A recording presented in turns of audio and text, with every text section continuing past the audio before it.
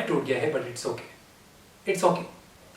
आज जी हम करने वाले हैं प्रीव्यू किसका, हम सब जानते हैं ब्लॉकबस्टर गेम है, धूम से भी बड़ी ब्लॉकबस्टर गेम है और उसका नाम है PSG वर्सेस बायर्न म्यूनिख। एक तरफ जी एक बला है और दूसरी तरफ एक जायंट है, लेकिन दोनों सेम ही चीजें होती हैं। तो मेरे 420 subscribers, Wait a minute. Who are you? क्या हाल है तुम लोगों का और कैसा फील कर रहे हो तुम इस गेम से पहले? प्रीव्यू पे जाने से पहले मैं ये बताता चलूं कि बायर्न म्यूनिख जो है वो 1-0 हरा चुकी है PSG को और PSG के घर में घुस के मार चुकी है। तो अब क्या होने वाला है, क्या होने वाला है? हाँ, सेकंड लेग होने वाला है भाई। और नेमार नहीं है क्योंकि उसकी बहन की बर्थडे आ गई थी, so he will not play. Obviously वो हमेशा इंजर हो जाता है जब भी मार्च में उसकी बहन की बर्थडे आती है। बोली तैयार करो बहन के लिए। लेकिन खैर हम जो है बात करने वाले हैं थोड़ा सा मैच के ऊपर, टेक्निकल एनालिसिस करेंगे एंड सबसे पहले क्या फॉर्मेशन होने वाली है, क्या लाइनअप्स होने वाली है, इसके बारे में थोड़ी सी बात करेंगे। मुझे ऐसा लगता है कि बायर्न म्यूनिख जो है वो 4-2-3-1 खिलाने वाली है, डबल पिवट के साथ जाएंगे, जिसमें आप कह सकते हो सेंटर बैक में मेरे लिए ओपामेकानो आएगा, डिलिट आएगा एंड अल्फोंसो डेविस एंड स्टैनिसिच जो है वो मेरे लिए राइट बैक पे होगा। तो स्टैनिसिच इसलिए खेल रहा है मेरे लिए क्योंकि एक तो पावर्ड जो है वो अवेलेबल नहीं है, powered will not be available and दूसरा प्रॉब्लम ये है कि जाओ कैंसेलो जो है वो वहाँ पे खेल तो सकता है, लेकिन एक तो उसका कोई कंट्रोवर्सी चल रही है एंड मुझे नहीं लगता मैनेजर उसको खिलाएगा। दूसरा ये है कि वो राइट बैक पे इतना इफेक्टिव नहीं है जितना वो लेफ्ट बैक पे इफेक्टिव हो सकता है। तो मुझे लग रहा है कि एक सॉलिड, अगर आपको डिफेंसिवली सॉलिड बंदा चाहिए तो वो स्टैनिसिच है। मुझे नहीं लगता कि जाओ कैंसेलो जो है वो एम्बापे और नुनो मेंडिस के अगेंस्ट जो है वो प्रॉपर तरीके से डिफेंडिंग कर पाएगा 1-on-1। तो ये मेरा एक पर्सपेक्टिव है और गोरेट्स्का खेलेगा ऑब्वियसली, ये तो नो ब्रेनर है। मुलर खेलेगा नंबर 10 रोल में एंड किमिक खेलेगा अलोंग साइड किंग्सले कोमन जो कि राइट विंग पे खेल सकता है और साने को मैं नहीं खेलूंगा, मुझे नहीं लगता साने लेफ्ट साइड पे स्टार्ट करेगा।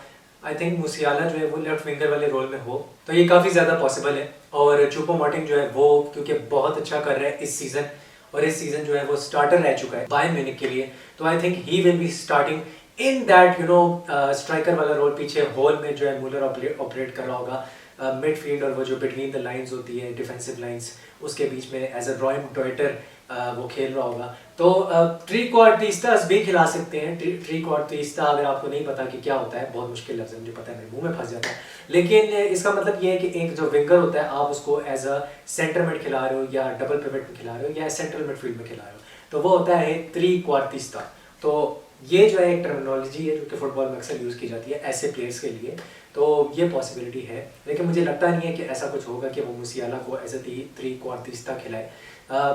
आई थिंक 4-1-4-1 में भी जा सकते हैं बायर्न म्यूनिख वाले और वहाँ पे साने जो है वो लेफ्ट हैंड साइड पे ऑपरेट कर सकता है। साडियो माने अगर स्टार्ट करता है तो मुझे लगता है वो चूपो-मोटिंग के वाले रोल में ही स्टार्ट करेगा। आई थिंक किंग्सली कोमन की बहुत अच्छी फॉर्म हो रही है, वो ड्रॉप नहीं होने वाला, ये तो मुझे श्योर शॉट है। आई डू नॉट थिंक कि वो ड्रॉप होगा। साने बेंच से आ सकता है, गनाबरी बेंच से आ सकता है एंड माने भी बेंच से आएगा क्योंकि वही मैच फिटनेस वाला मसला है। फुल ट्रेनिंग तो उसने की है लेकिन मैच फिटनेस नहीं है, तो ये प्रॉब्लम है।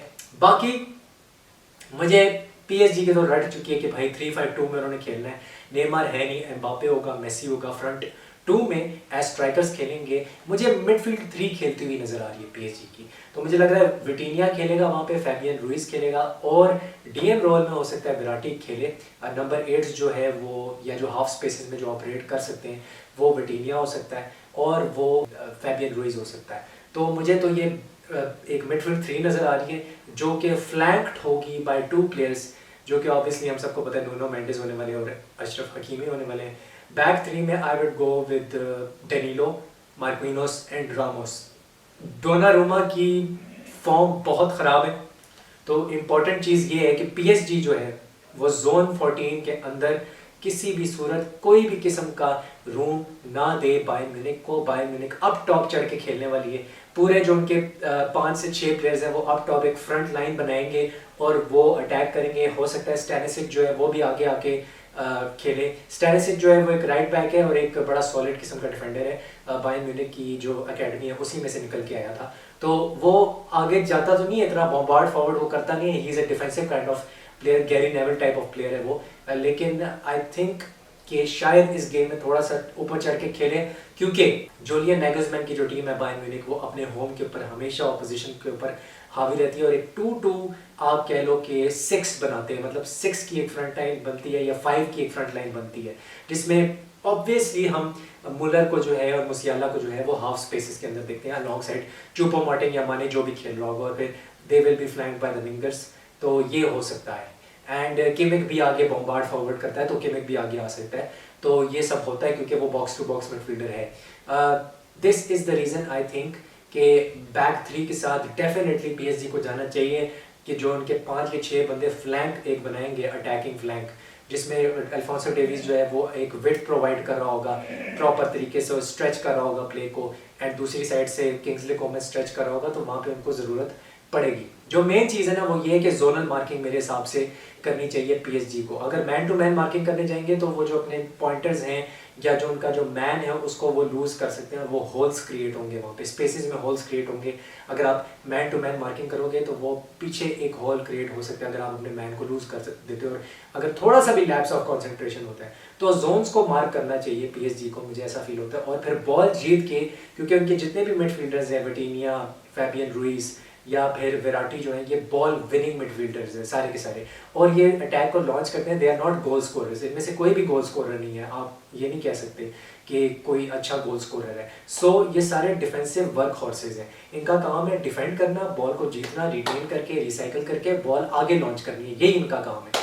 4 बंदे हैं जो कि इस वक्त अटैक में गोल कर सकते हैं पीएसजी के लिए, और इनको काउंटर पे खेलना पड़ेगा। पोजीशन बायर्न म्यूनिख ही रखेगी, ये सब जानते हैं, ये क्लास 5 का बच्चा भी जानता है। तो मेसी एंड एम्बापे एंड मुझे लग रहा है नूनो मेंडिस और Hakimi, these are the only threats, जो वाइट स्पेसेस हैं वहाँ से अटैक करके मारना होगा बायर्न म्यूनिख को, अगर पीएसजी ने बायर्न म्यूनिख को हराना है इस सेकंड लेग के अंदर। मुझे यही लग रहा है कि हमेशा जिस टीम में भी मेसी खेलता है वहाँ पे एक ऐसा लेफ्ट बैक ज़रूर होता है जो कि आगे बॉम्बार्ड करके विप इन करता है क्रॉसेस और प्ले को स्ट्रेच करता है। तो ज़्यादातर जो पेस, जितना भी पेस है इनके पास, ये 4 बंदों के पास है, मेसी, एम्बापे, नूनो मेंडिस और हकीमी। तो मुझे लगता है कि जो बायर्न म्यूनिख की राइट हैंड साइड है और जो पीएसजी की लेफ्ट हैंड साइड है, जहाँ नूनो मेंडिस और एम्बापे खेलेंगे, मोस्ट प्रोबेबली मुझे ऐसा लगता है कि उसको अटैक करना चाहिए पीएसजी को, if PSG wants to win, and Bayern Munich should defend well. स्टैनिस्लैच मुझे नहीं लगता कि 1-on-1 में एम्बापे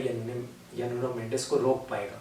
तो ये मेरा इसके ऊपर पर्सपेक्टिव है और ये मेरा एक टैक्टिकल जो है मुझे फीलिंग होती है।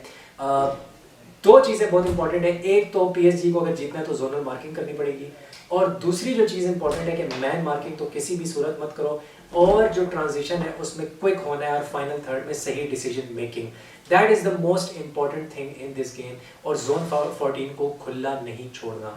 फुटबॉल में बहुत से जोन्स होते हैं और आपको मैं ये तस्वीर भी दिखा दूंगा, अगर आप अभी भी फुटबॉल देख रहे हो तो आपको समझ आए कि जोन 14 का क्या मतलब है और जोन्स क्या होते हैं। फुटबॉल पिच के ऊपर जोन्स होते हैं, तो वाइड स्पेसेस भी होते हैं उसमें, हाफ स्पेसेस भी होते हैं और मिड एरिया भी होता है उसमें।